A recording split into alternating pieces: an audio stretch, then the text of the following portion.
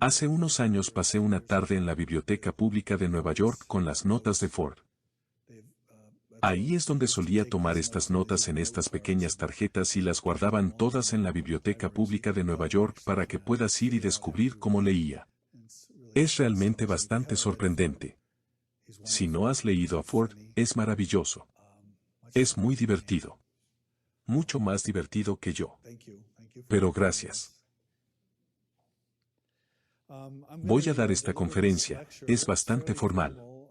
No soy bueno dando sermones casuales y espontáneos. Simplemente orbito hacia el espacio y me pierdo. Me voy a ceñir al texto, les voy a dar algo de sustancia, no dura mucho. Son solo unas 3 horas. Son solo unos 40 minutos, eso es todo. Y luego podemos tener una conversación sobre lo que quieran hablar. Porque estoy seguro de que tienen preguntas. Basically, you stole some of it. But that's okay. Así que, aquí vamos. Se llama el giro. Un hombre llamado John Morgan me escribió después de leer el giro.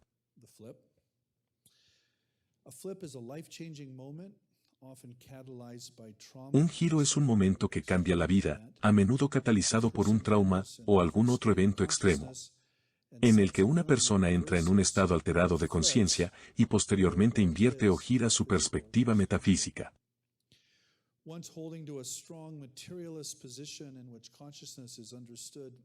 Una vez que se aferró a una fuerte posición materialista en la que la conciencia se entendía como un accidente evolutivo, o un epifenómeno puramente local de los procesos cerebrales, el individuo invertido ahora está convencido de que la conciencia es una característica fundamental del cosmos y no reducible a procesos neurológicos o biológicos.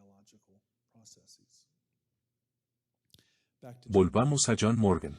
John es un redactor publicitario profesional en Los Ángeles. Su carta es un ejemplo especialmente elocuente pero bastante típico del tipo de cartas que recibo casi todas las semanas. Y he estado recibiendo durante aproximadamente una década desde que comencé a escribir y hablar en público, sobre lo que yo llamo lo imposible. Más sobre esto en un momento. Aquí está el giro de John en sus propias palabras. Esto está tomado directamente de la carta de John y he cambiado los detalles para preservar el anonimato. Yo vivo en San Francisco. Estaba durmiendo una noche del 2002 cuando me despertó el sonido de un horrible accidente de coches en la intersección. Escuché el chirrido de los frenos y luego un violento choque. Me desperté de golpe. Mi corazón estaba latiendo. Lo primero que pensé fue salir y ayudar a las víctimas. Salí corriendo de mi casa pero cuando miré al cruce no había nada. No hay autos destrozados ni evidencia de un accidente ni ningún auto en absoluto. Me quedé estupefacto. No parecía un sueño. Fue mucho más específico. Lo que me despertó fue una experiencia sonora distinta. A diferencia de algo visual. Mis sueños son casi exclusivamente visuales. No tenía sentido que esto fuera un sueño. Aún así, me volví a acostar y me dije que probablemente era un sueño, por único que pareciera. Al día siguiente fui a trabajar y seguí mi rutina normal y me acosté alrededor de las 11 de la noche. Luego, en medio de la noche, mientras dormía, escuché exactamente el mismo accidente que escuché la noche anterior. El violento chirrido de los frenos, el tremendo impacto de metal contra metal.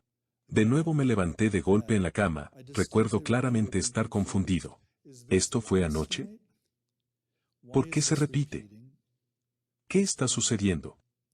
Después de un momento de intentar procesar todo esto, escuché a alguien afuera en la calle gritar algo como, «Dios mío, que alguien busque ayuda». En ese momento sentí una oleada de adrenalina recorrer mi cuerpo. De repente me di cuenta de que en realidad era una noche diferente a la anterior y que esta vez el accidente era real. Salí corriendo hacia un coche que había sido golpeado, rodó varias veces y aterrizó en el jardín de mi vecino. Me enteré que un joven que iba en el auto murió. Más tarde esa noche abordé el tema conmigo mismo. ¿Tenía realmente una precognición del accidente? Una justificación prosaica habría sido una coincidencia, pero las probabilidades de que un sueño tremendamente real de un accidente ocurriera la noche anterior a un accidente real parecían demasiado grandes. Nunca antes había soñado con accidentes de coches. Además, los dos accidentes que experimenté fueron exactos. Misma hora de la noche, mismo lugar, mismos sonidos. No sabía qué pasó, pero sabía que no era una coincidencia y era algo sobrenatural, o como debería llamarse. Esa es la carta. Ahora podríamos continuar durante el resto de esta charla con una historia tras otra como la de John. De hecho, esta es el agua en la que nado o me ahogo profesionalmente. Soy historiador de las religiones. Intento comprender estas experiencias a través de fronteras culturales y temporales colocándolas en una tabla comparativa amplia para darle sentido. No como partes desconectadas y no relacionadas, sino como un todo significativo que sugiere verdades particulares sobre lo humano. O lo sobrehumano. Pero no les contaré estas historias. No tengo tiempo. Mi objetivo es brindarles algunas ideas bastante simples con la esperanza de que algo aquí pueda brindarles algunas pistas o provocaciones sobre hacia dónde podrían querer llegar con sus propios pensamientos e historias. Aquí está la primera idea realmente simple. Historias como la de John pueden abordarse al menos de dos maneras diferentes. Uno histórico y descriptivo. Y uno filosófico y normativo. Para pensar de una manera más granular, me gusta imaginar dos barras que podemos intentar saltar, o saltar con pértiga, para emplear una imagen de mis días fallidos como atleta de atletismo. Yo era un saltador con pértiga horrible. Mi hermano era bastante buen saltador de altura, pero yo era terrible. Esta es la primera barra, sabes que es así de alta. La primera barra se reduce a una pregunta ciertamente sencilla. ¿Realmente suceden esas cosas? ¿O son realmente no eventos? ¿Funciones quizás de coincidencias mal calculadas? ¿Valores estadísticos atípicos sin sentido? ¿O fallas neurológicas del cerebro que busca patrones? Dicho de manera más técnica, estos acontecimientos tienen lugar tanto en la dimensión mental como en la material de la experiencia humana. ¿O son simplemente errores de mal pensamiento, mala probabilidad, proyección, patología, etc.? La misma pregunta, nuestra primera barra, se puede formular en términos mucho más simples. ¿Por qué la gente cree cosas imposibles? Mi propia respuesta a esta pregunta es algo como esto. La gente cree cosas imposibles porque a la gente le suceden cosas imposibles. La gente de todo el mundo cree en un alma que es separable del cuerpo porque personas de todo el mundo han experimentado que sus propias almas, o las de otros, se separan de sus cuerpos en todo tipo de situaciones. Personas de todo el mundo creen en alguna forma de reencarnación porque los niños pequeños recuerdan habitualmente con gran detalle sus vidas anteriores y las informan a sus padres y familiares. Especialmente cuando sus vidas anteriores terminaron de manera violenta, repentina e injusta. Personas de todo el mundo practican la adivinación de los sueños porque ocasionalmente sueñan con el futuro. Antes de que suceda. Y todo eso. Resulta que lo imposible no es imposible en absoluto. Lo imposible es simplemente una función de nuestros actuales sistemas de creencias fisicalistas, que declaran imposibles todo tipo de capacidades y potencialidades humanas bien comprobadas, porque son incompatibles con ese sistema reinante y sus modos de conocimiento. Aquí es donde me han robado el protagonismo. Dicho de otra manera, nuestras conclusiones son función de nuestras exclusiones. Y hemos excluido a muchas. Si recuperamos gran parte de lo que hemos estado descartando durante los últimos cientos de años, de modo que podamos controlar las reglas del juego y así manipular y medir todo lo que recuperamos. Nuestras conclusiones cambiarán inevitablemente y también nosotros. Lo imposible se hará posible. Tengan en cuenta que el historiador o estudiante de las religiones no necesita creer en ninguno de los sistemas de creencias que se construyen en torno a experiencias tan extraordinarias para apreciar la absoluta razonabilidad y el poder de dichas creencias. Para invocar otra historia documentada en la literatura, si alguno de nosotros en esta sala tuvo un sueño perturbador la noche anterior a una excursión escolar, que nuestra pequeña hija quedaría dormida en las vías del tren en peligro de muerte. Y exactamente eso sucedió al día siguiente, ya que estuvimos preocupados todo el día en casa. La mayoría de nosotros, sospecho que todos, creeríamos seriamente en los sueños precognitivos. Cualquiera que sea nuestra educación o capacitación anterior. No necesitaríamos creer en Dios ni en la oración ni en los ángeles guardianes. Solo necesitaríamos aceptar los hechos de nuestra propia experiencia preocupante. Es realmente así de simple. La creencia como consentimiento intelectual a alguna declaración de credo pasada es perfectamente irrelevante en tales contextos. Es una simple cuestión de empirismo,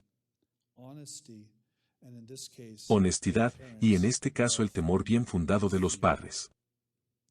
Esta primera barra no es demasiado difícil de superar. Lo único que realmente se necesita es un cierto nivel de caridad y simpatía. O un niño. Una vez que uno está sobre la primera barra, aparece rápidamente la segunda barra. La segunda barra se reduce a la cuestión del origen o causa.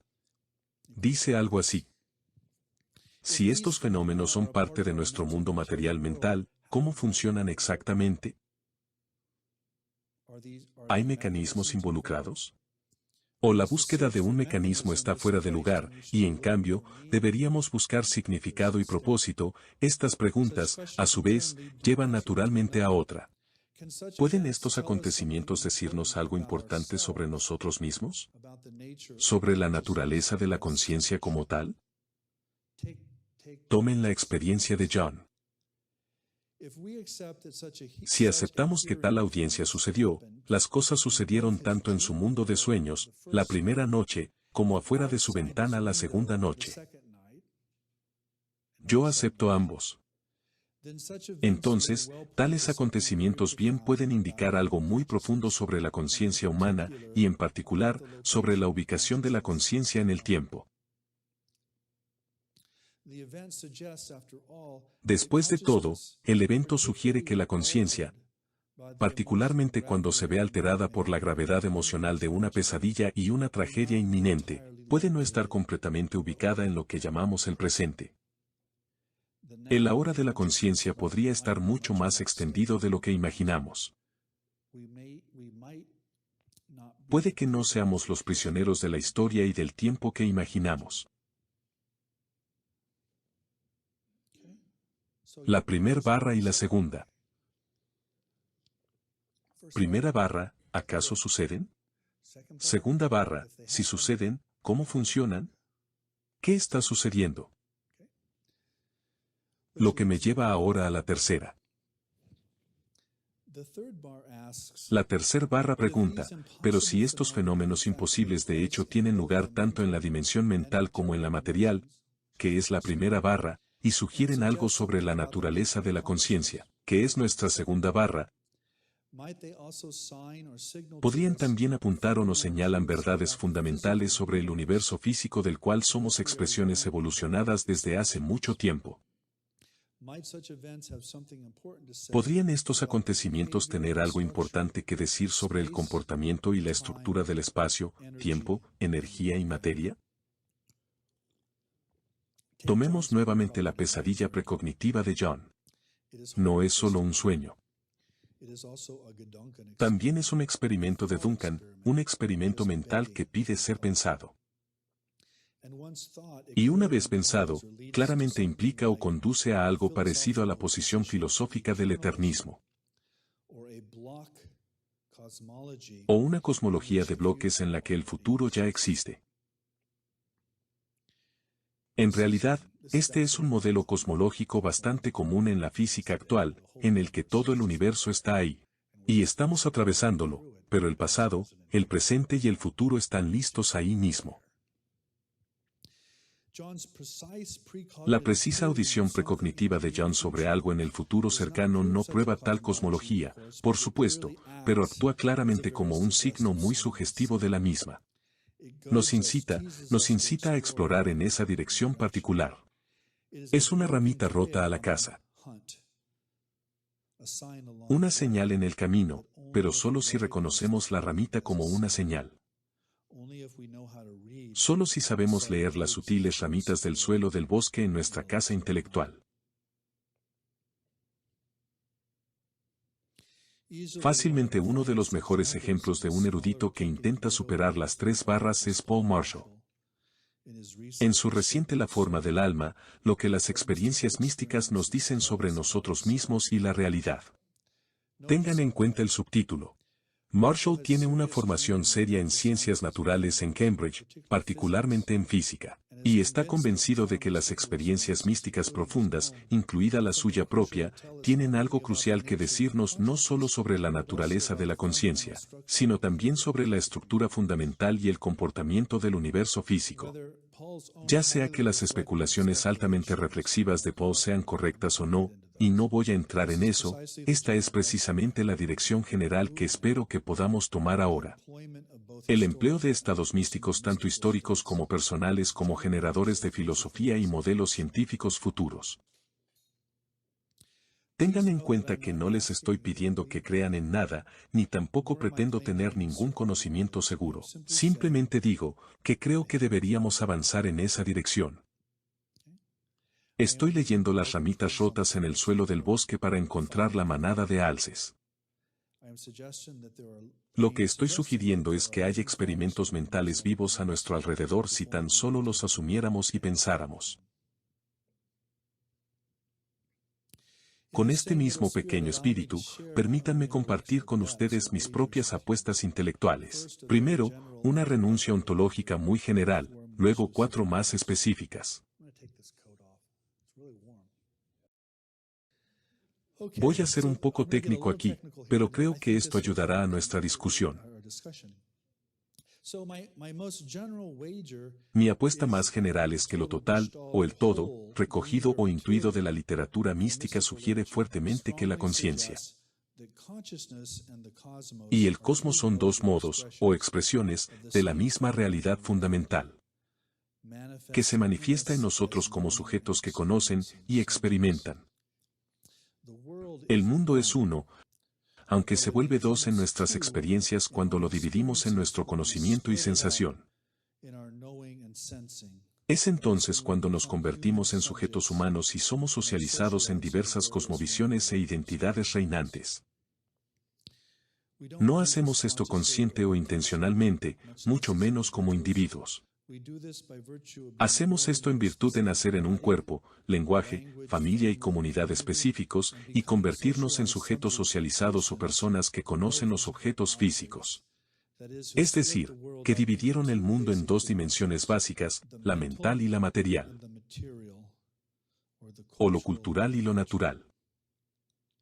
Creo que, como nuestra experiencia general, cuando nos sentamos aquí y somos honestos con nosotros mismos, a menos que seas algún tipo de ser iluminado, que podría serlo, pero si no lo eres, te estás experimentando a ti mismo como una especie de subjetividad flotante mirando hacia un mundo físico, y te imaginas que son 2 cosas diferentes. Estás imaginando que eso es físico y sólido, y todos estamos viendo lo mismo, y tu subjetividad es de alguna manera única para ti, y de alguna manera está separada de ese mundo externo.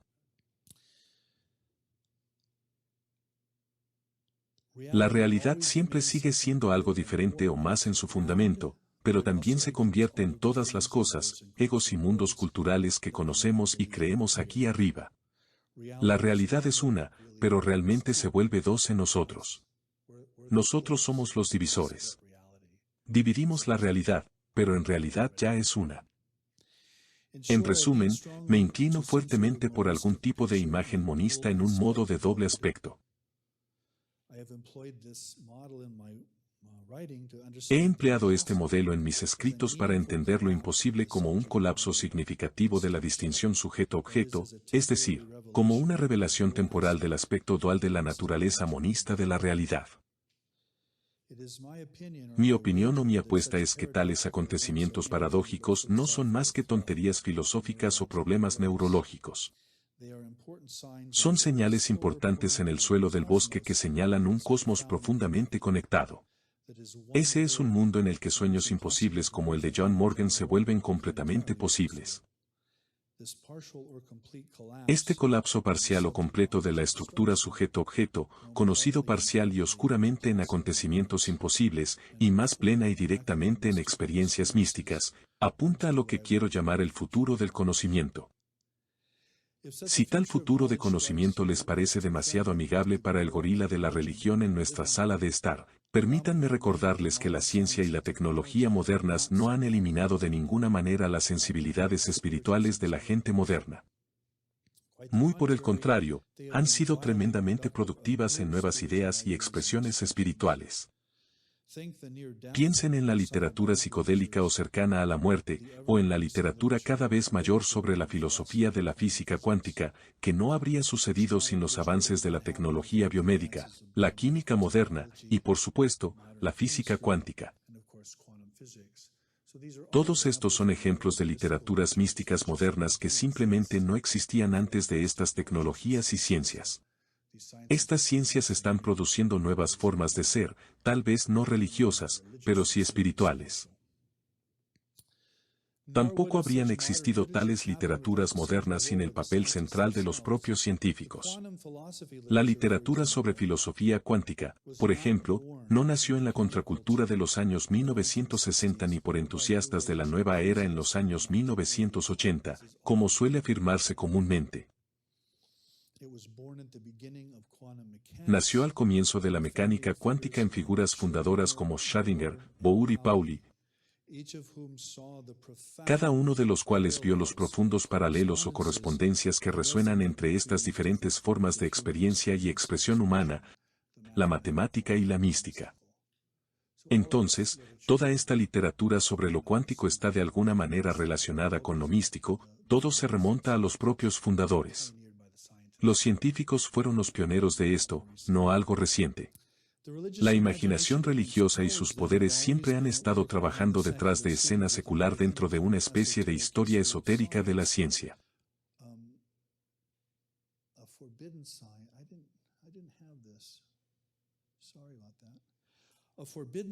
Una ciencia prohibida es la que el informático y científico de la información Jack Vallée denomina el riesgo en sus revistas.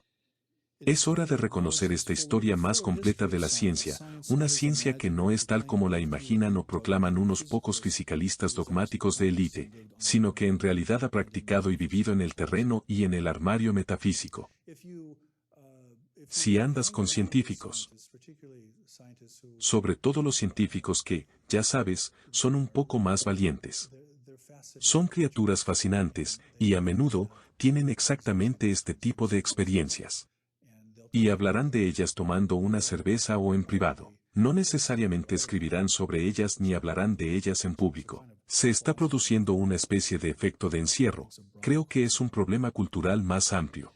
También es hora de que las humanidades adopten modelos mucho más radicales de escritura de la historia, modelos que estén en sintonía con lo que actualmente sospechamos sobre la naturaleza del espacio-tiempo.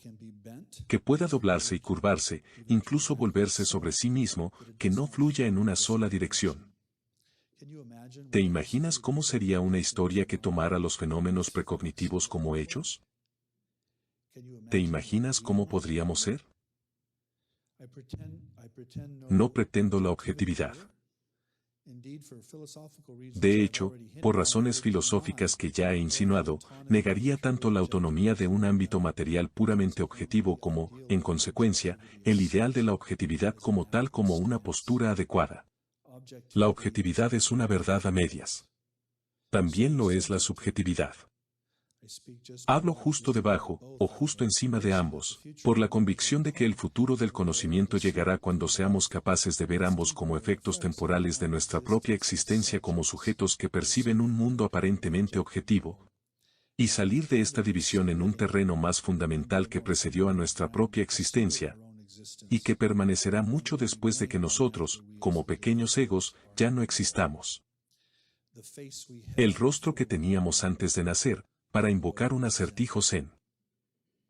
Mi pensamiento actual surge de esta doble negación del sujeto y del objeto al asumir la cara sin rostro de lo imposible, entendido ya no como una especie de detritus supersticioso que hay que dejar atrás, mucho menos como material de tabloides y rumores, sino como un colapso temporal de la división sujeto-objeto que parecemos tener en el universo físico. Debo agregar que tal colapso no es poca cosa. Ese es el signo aún rechazado del futuro mismo del conocimiento, es decir, también del futuro de nosotros. Permítanme terminar ahora con algunas sugerencias. Nuevamente, señales en el suelo del bosque que intuyo en la literatura mística, pero también en mi correspondencia con esos cientos de individuos vivos a los que cariñosamente llamo mis mutantes. Todos esos superdotados, aturdidos, traumatizados, y todo eso. O en un caso, seres humanos literalmente golpeados por un rayo que me buscan, sabiamente o no, en busca de consejo, apoyo moral y simple comprensión humana. No lo digo de forma narcisista. Creo que cuando hablas de estas cosas en público o escribes sobre ellas en público, la gente te busca. Las personas que han tenido estas experiencias quieren simplemente otra voz humana, esencialmente que diga, no, no estás loco. Yo creo que estas cosas sucedieron. Y eso es lo que sucede a lo grande cuando escribes sobre ellos en público, la gente te escribe con sus propias historias. Hay 4 señales de nuestro futuro. Puedes escucharlos como intentos de salto sobre las 3 barras, como giros o como fracasos. Pero me atrevo a decir que los oirás no tal como son, sino tal como eres tú. Número 1. Primero, si tengo algo que decir, esto fue escrito originalmente para un grupo de físicos y filósofos míos, por lo que está un poco sesgado en esa dirección, pero creo que funcionará. Si tengo algo que decir es esto, por favor, dejen de hacer filosofía de la mente exclusivamente alrededor o en un solo estado de conciencia. A los filósofos de la mente les gusta hablar interminablemente sobre la mente o enrojecimiento. Por favor, dejen de hacer eso. Es aburrido y no nos lleva muy lejos. Filosofar sobre el estado de ánimo o sobre una conciencia ordinaria solo puede llevarnos hasta cierto punto, que es donde nos encontramos ahora. Personalmente, no veo ninguna buena razón por la que este estado de conciencia socializado basado en los sentidos deba tener el monopolio de la verdad y de nuestro verdadero lugar en el cosmos. Veo todo tipo de buenas razones por las que no debería poseer tal monopolio. Nuestros sentidos, después de todo, evolucionaron para que podamos sobrevivir, matar cosas, comer cosas y reproducirnos. Por eso sentimos el mundo como lo hacemos. No sentimos el mundo tal como es, lo sentimos para poder vivir en él, esencialmente. Si la literatura mística comparada significa algo, es esto. No creas lo que crees. No pienses lo que piensas. La conciencia no es cognición. La conciencia no es cultura. La conciencia no es ego. Estos estados mentales ordinarios ocultan, camuflan o distraen de una realidad más profunda y fantástica. Hay otro mundo, una realidad que no puede languidecer ni conocerse de ninguna manera ordinaria. La historia de la ciencia sugiere lo mismo, por supuesto, como observó Aldous Huxley hace muchas décadas. Uno puede mirar el agua durante años o incluso siglos, y nunca adivinar que está compuesta de 2 gases invisibles, unidos entre sí por fuerzas totalmente invisibles. ¿Quién sabía que el agua era hidrógeno y oxígeno? Eso es una locura. Hay que exponer el agua a condiciones extremas y extraordinarias con los instrumentos adecuados para establecer este hecho. Algo similar a lo que Huxley señaló es cierto para los seres humanos y el espíritu humano. Uno puede mirar fijamente a un ser humano o a uno mismo durante años o décadas y nunca imaginar que tal ser sea capaz de estados de conciencia completamente diferentes. Hasta que ese ser humano se ve expuesto a condiciones extremas o extraordinarias y se divide en dos. La metáfora de Huxley es aún más relevante hoy en día, cuando gastamos miles de millones de dólares en el colisionador de hadrones bajo Francia y Suiza. Infligir la violencia más exquisita, precisa y extrema a la materia para sondear sus componentes, que de otro modo serían completamente desconocidos e incognoscibles. Esto, quiero sugerirles, es más o menos lo que nos ofrece la literatura mística comparada, esas revelaciones extremas o traumáticas de quienes, y que somos realmente. La literatura mística es el colisionador de hadrones de la historia de la humanidad. En consecuencia, deberíamos ir allí para comprender la naturaleza de la conciencia como tal. Esa es mi primera apuesta. Apuesta número 2. Pero debemos llegar allí con discernimiento y la formación hermenéutica adecuada, lo que me lleva a mi segundo argumento, que trabajemos hacia una mejor comprensión de la imaginación. Sigo pensando que la imaginación es la clave para comprender y leer las señales de lo imposible. Los intelectuales suelen tropezar con experiencias tan extremas porque a menudo están codificadas en imágenes barrocas o fantásticas, e involucran entidades extrañas. Los intelectuales rechazan tales experiencias porque literalizan estos códigos visionarios y no pueden ver a través de ellos ni más allá. Para complicar aún más las cosas, a veces la imaginación se mueve en la dirección opuesta y funciona como una especie de supersentido, incluso cuando emplea materia de sueños y visiones. Su producto debería leerse más literalmente aquí. Consideremos nuevamente la experiencia de John con la que comencé. La audición de la pesadilla empleaba el estado alterado de conciencia del sueño. Y sin embargo, también era un conocimiento correcto de un acontecimiento futuro demasiado empírico. ¿Cómo se supone que debemos entender esta mezcla de lo real y lo imaginado con nuestros actuales modelos banales de la imaginación como imaginaria? Obviamente no podemos. Uno de mis ejemplos más sólidos aquí es: hace unos años reuní a un grupo de unos 20 antropólogos, filósofos y académicos en la carretera de Eslim para asistir a una conferencia sobre la imaginación. Y les pedí que hicieran dos cosas. Le pedí a cada persona que contara su historia más extraña de su vida. Esa fue una. Y luego les pedí que nos dieran una teoría de la imaginación que haría posible ese extraño evento.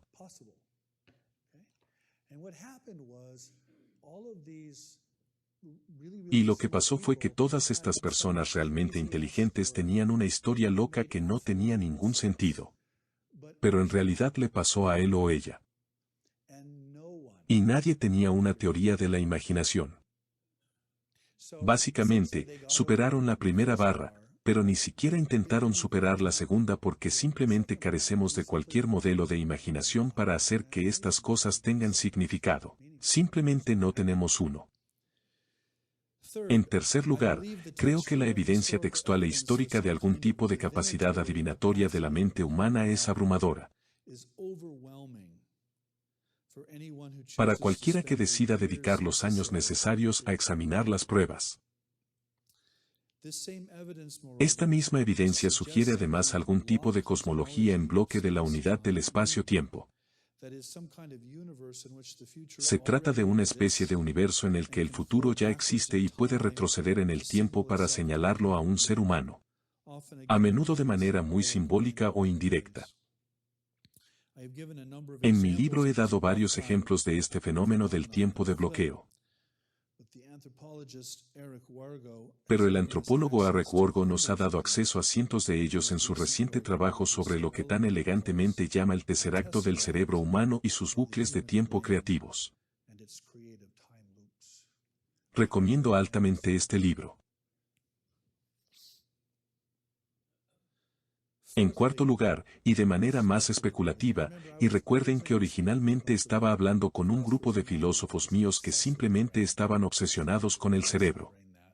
El cerebro esto y el cerebro aquello, y los microtúbulos y la sinapsis y las neuronas y todo eso, todo es cuestión del cerebro.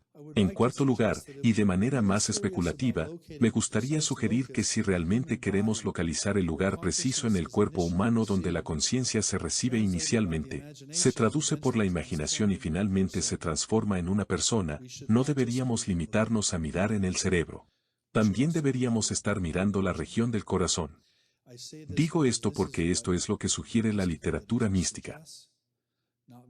No muy claramente y ciertamente no de manera universal, pero sí lo suficientemente fuerte como para considerar esa posibilidad. Realmente entiendo cómo las 4 sugerencias anteriores son especulativas, si no realmente excéntricas. Entiendo que estas ramitas rotas en el suelo del bosque pueden llevarnos no a nuestra manada de alces rica en proteínas, sino a un valle árido o a un acantilado. Podría estar muy equivocado en cualquiera de los 4 puntos. Sigo pensando que vale la pena hacerlos. Necesitamos pensar en grande y en audaz. Debemos cambiar el pensar ahora, debemos girar.